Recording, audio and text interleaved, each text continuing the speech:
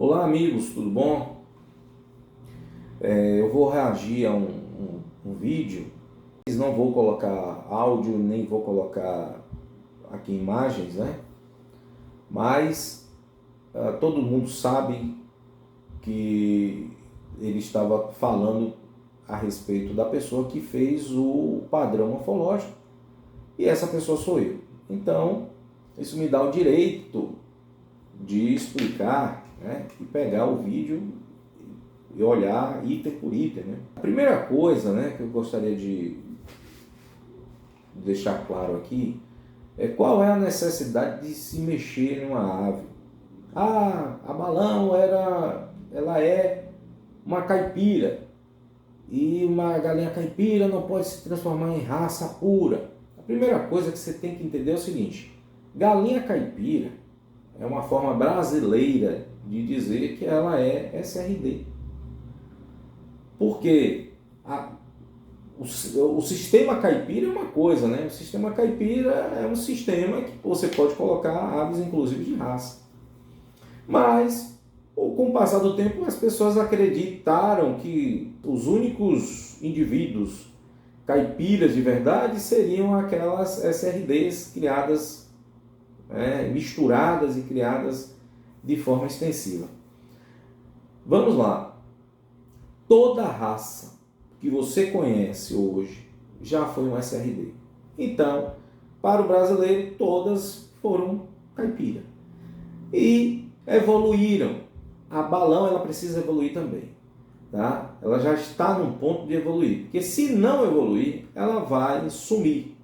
Quando esse tipo de bagunça se perpetua por muito tempo em um grupo genético, a tendência é desaparecer. Principalmente porque o brasileiro tem a mania de mestiçar, de ficar colocando com outras raças, com outros grupos genéticos e some. Com o passar do tempo desaparece. E assim, isso necessita de um vídeo especial para isso. Não é o caso aqui. Então vamos responder o que ele falou. A primeira coisa que ele falou, antes, por que eu coloquei a cauda reta e curta, tá? E atrofiada? Eu já expliquei que atrofiado é sem aquelas duas penas maiores, que é a foice, né? Por quê? É fácil de vocês entenderem. Se eu colocasse no padrão uma cauda reta a alguma coisa, seriam dois tipos. E um padrão morfológico não aceita isso. Então você tem que falar é reta e pronto. Ou é levemente arqueada, levemente em pé, levemente alguma coisa.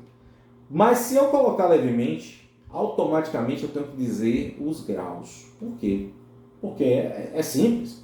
Como é que um animal vai para uma pista e o juiz não sabe qual é o padrão realmente da cauda? O padrão é em quantos graus? Olha, não sei, é levemente. E o levemente até quanto é considerado levemente? Você tem que colocar os graus. E eu fugi disso, porque ia ser um problema tanto para quem estava selecionando, como para quem vai julgar. E seria um tiro no pé.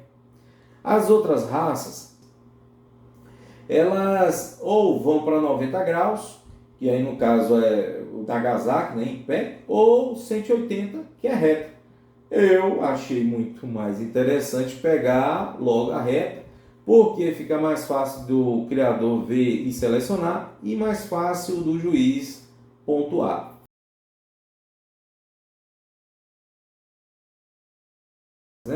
Baixa testosterona deixa o animal fino, pelo amor de Deus. Você que é criador e que castra um animal, não precisa ser um galináceo não, pode ser em qualquer espécie.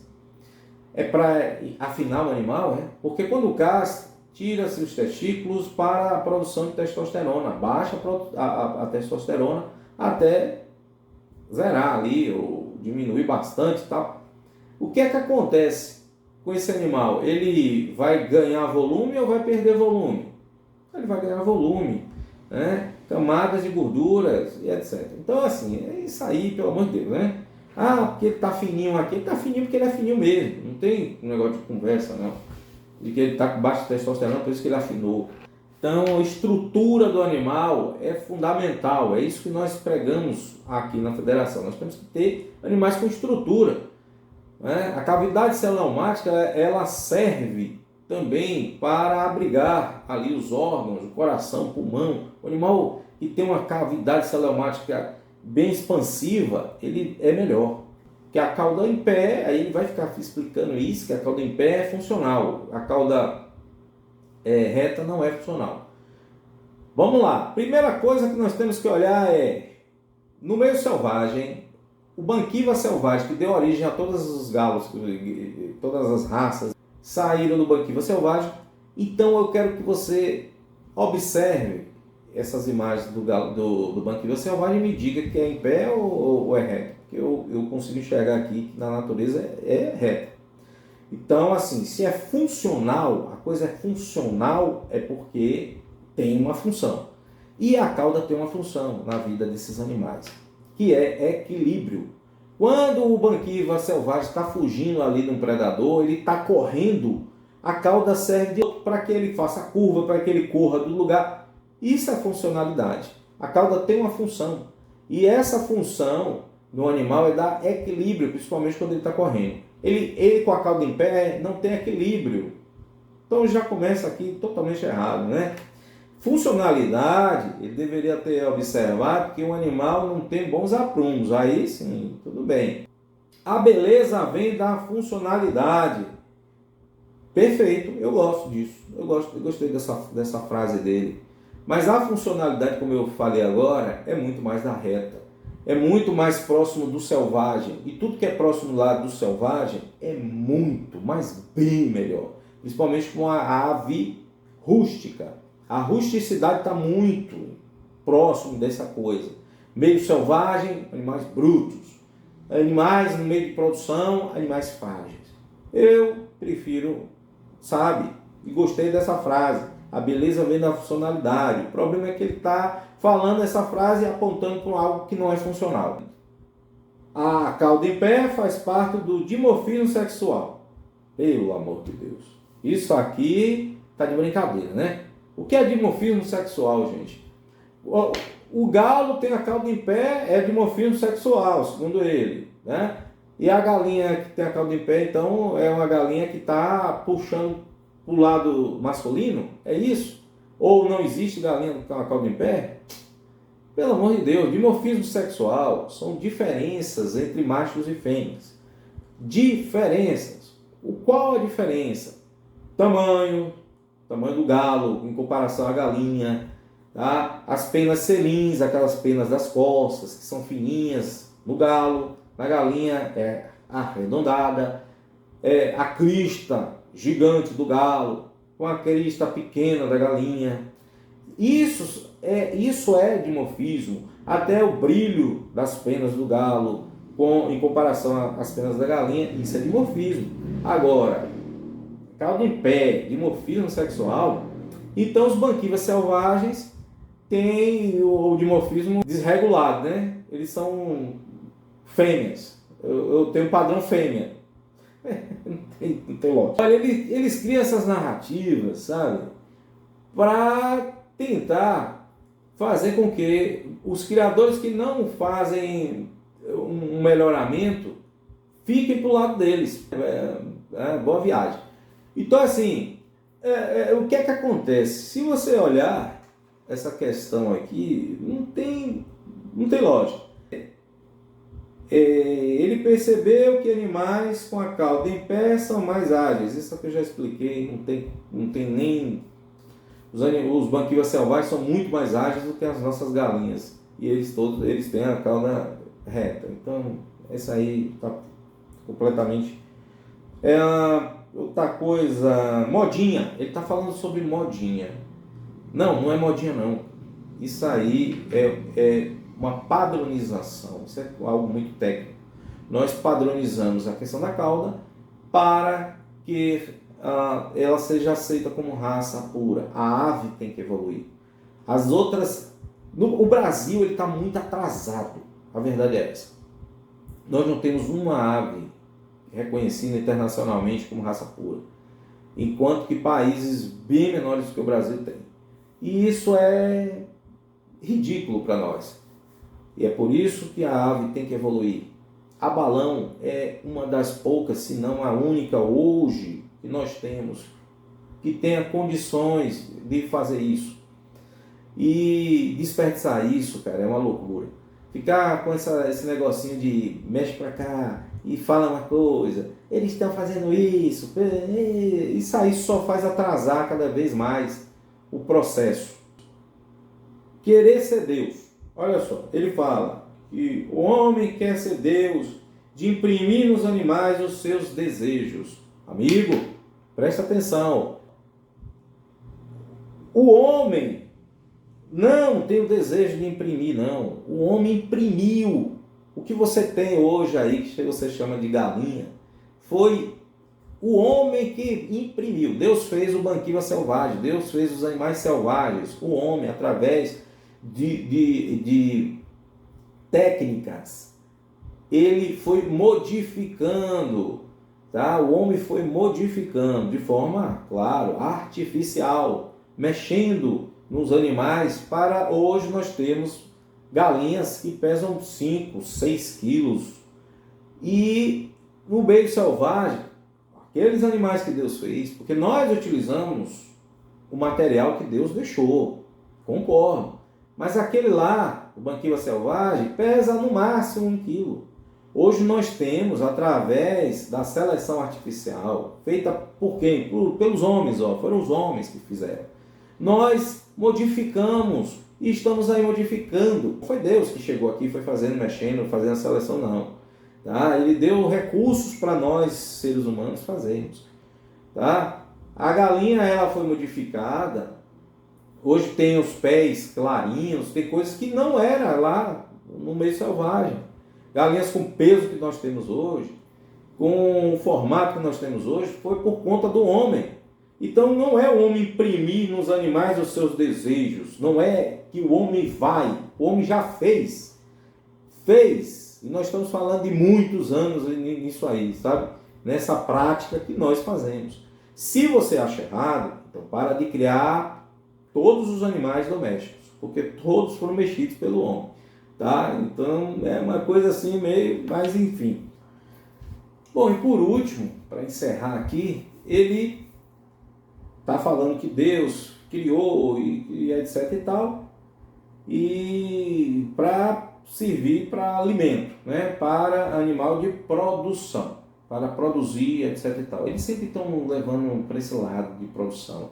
Há muitos anos eu escuto essa conversa, né?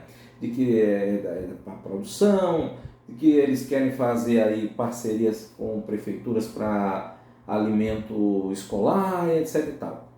Gente, preste bem atenção, vocês que criam, né? Se vocês criam, gostam da criação, da avicultura, vocês têm que abrir a mente de vocês para a avicultura. A avicultura, ela é diferente de outras culturas. Na bovinocultura, por exemplo, um boi que está muito dentro de um padrão, que é campeão, que foi destaque, etc e tal, ele, como indivíduo, é valorizado. Então o sêmen é caro, os filhos dele é caro, ele é valorizado. Na avicultura de produção industrial não se fala de um indivíduo, se fala de grupos. Então tem aquele lote de reprodutores que estão acasalando com um lote de matrizes. Esses acasalamentos são através de inseminação artificial. E quem vai ser avaliado é o lote, e não um indivíduo apenas. Tá? Então não tem valor.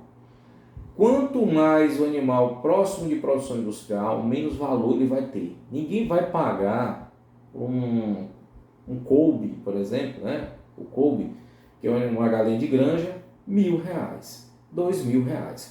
Quando acontece isso, dessas aves de raça pura entrar nesses sistemas, o que é que vai acontecer? Eles vão alimentar, né? Essa ave entrou nesse sistema, vai alimentar lá a parte de cima, dos bisavozeiros, avozeiros, e enfim, até chegar nos matrizeiros. E entenda só uma coisa, há uma desvalorização individual, porque todo animal de produção fala-se em mutante, né? Fala em quantidade, em vendas de grupos grandes, porque é ali que esses indivíduos ganham, os empresários, tá? Ele ganha às vezes 3, 4, 5 reais, e olhe lá, mas quando pega uma grande quantidade, 20, 30, 50 mil cabeças, aí nós estamos falando de muito dinheiro. Não é igual ao nosso segmento. As nossas aves não são de produção. Não queremos essas aves para produção. Não queremos desvalorizar. Precisamos mostrar o potencial para quem, Tamanduá? Você quer mostrar para quem? Para os donos lá das empresas Kobe, da JBS, da Sadia, não sei o quê. Você quer mostrar para quem? Para eles tirarem isso de nós e desvalorizar as aves, é isso que vocês querem? Porque não há valorização nenhuma. Há valorização no sentido de produzir. E a desvalorização, porque eles vão produzir muito, no sentido de uma ave individual, uma ave ornamental. Ela passa a ter cada vez menos. Isso aconteceu com todas que fazem parte desses sistemas, tá? E essa é a avicultura, ela é diferente. Não vá querer fazer comparação com outras culturas, não, que é diferente. O boi, mas o boi ele participa, né, dos cruzamentos industriais para fazer isso, fazer aquilo e supervaloriza. Isso é outra cultura. Na avicultura isso não vai acontecer, tá? Nunca aconteceu e não vai acontecer. Porque não se olha para o indivíduo. E outra mais, vai tirar de vocês que são criadores, tá? Vai tirar de vocês esse poder de venda. Porque quando esses caras que estão lá no topo, que é o que vai ganhar, eles pegam um determinado grupo, a partir dali ele te dá migalhas para que você produza para eles. Eu quero uma coisa dessa para as aves. Então acorda, Tamanduá, acorda, que isso aí não vai beneficiar a ave em nada. Em nada. As nossas aves são ornamentais. É por isso que ela tem um valor, porque ela é ornamental e é feita para os saudosistas, pessoas que, assim como acontece comigo, lembram da infância em que os nossos avós criavam aves. É para isso que serve. Mas não vai comer, no final não termina na mesa? Depende. Se for uma ave com características muito tops, não vai. Se for aquelas que nós não queremos, é lógico. Até o Nagasaki, eu conheço criadores do Nagasaki, quando ele não gosta dos animais, ele abate e come. Isso é normal. Isso é natural. Agora, não é esse o objetivo. Porque se fosse esse o objetivo, pessoas não estariam pagando tão caro nas aves.